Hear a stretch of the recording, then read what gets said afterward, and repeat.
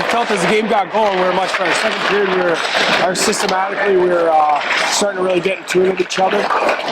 Communication was high, which was good. First period was expected. It was just a fire drill out there. Everybody was running around everywhere for both teams, and everybody was trying to hit everybody in sight. And once the game started to settle down, I felt like the guys started to get some composure with the puck and started to make the right moves. I just went in there, tried to use my speed. I don't know, it's my first game in I don't know how many months, so I just tried to get my feet wet and hope for the best, basically.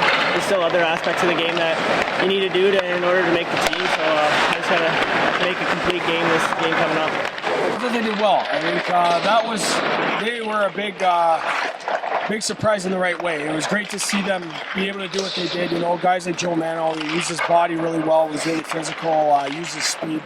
Had a really nice goal to start us off there on the right foot, and he was a guy that I felt did really well. Nowakowski, same thing, had his speed going. Really contributed as much as he could, which was very effective.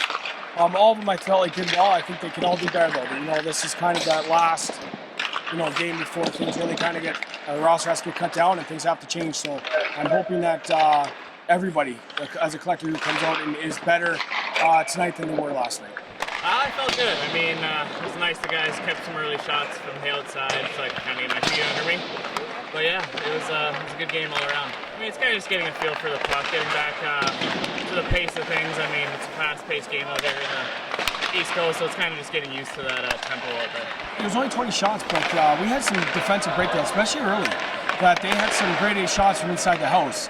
I'd like to see that eliminated tonight for sure, but I thought when Joel needed to play, or needed to make a big save, he did come up with a big save, especially early on in that game.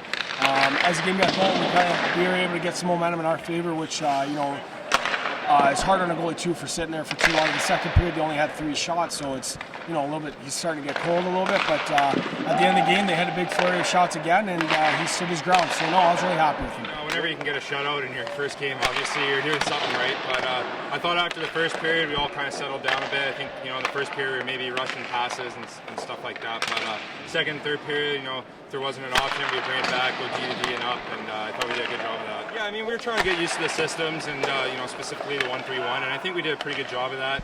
Obviously, at times, it broke down a bit, but overall, I think we did pretty well. I'm just hoping that everybody can, they got their feet wet last night, so they can come in with a lot more confidence tonight.